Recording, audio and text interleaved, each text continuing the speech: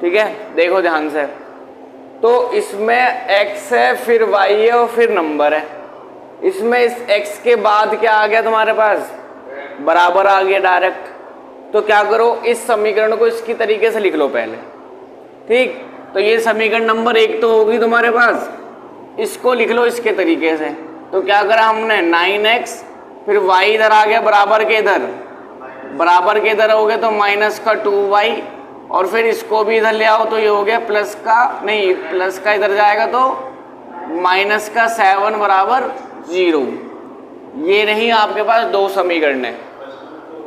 ठीक है, नहीं कोई जरूरत नहीं है दो। अब जब पहली समीकरण ऐसे दे रखी है तो दूसरी को भी ऐसे ही लिख लो, उससे कोई इशू नहीं है कि x यहाँ होगा c इधर होगा, यानी लास्ट वाला नंबर बराबर के इधर हो या इधर हो कोई फर्क नहीं पड़ता इधर पे।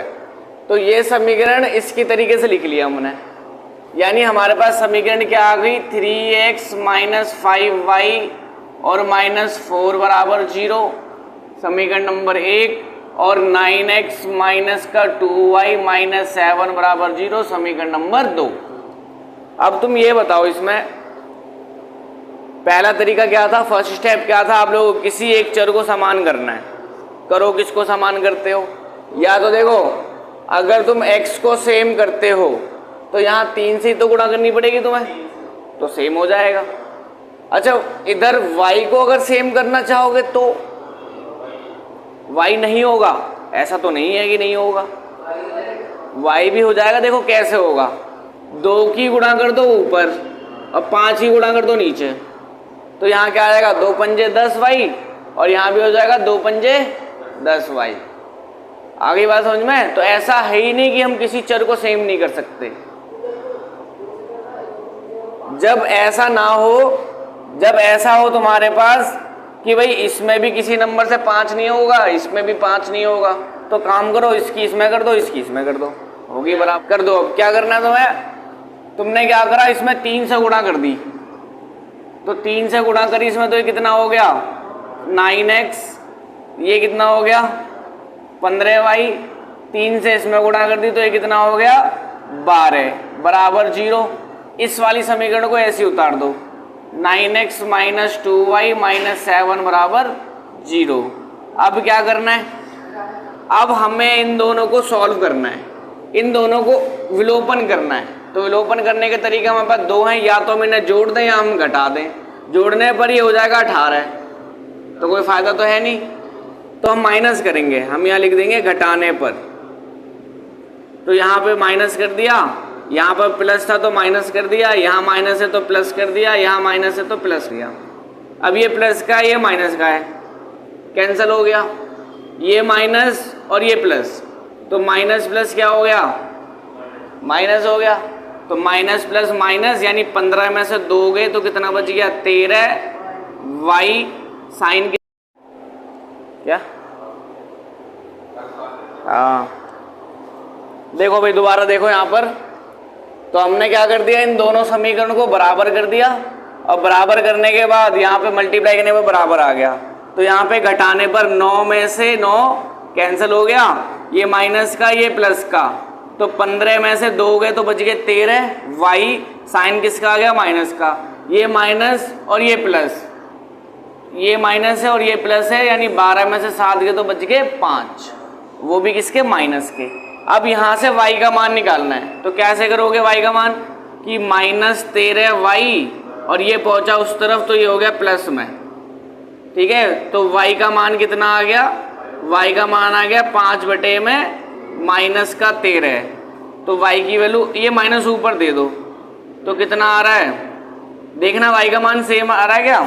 अब y की वैल्यू आ चुकी है तुम्हारे पास माइनस 5/13। अब इसका क्या करना होता है, जो y का मान आया है किसी एक समीकरण में रख दो तो x का मान भी आ जाएगा तुम्हारे पास। तो तुमने क्या कर दिया, यहाँ पर तुमने लिख दिया y का मान समीकरण 1 में रखने पर।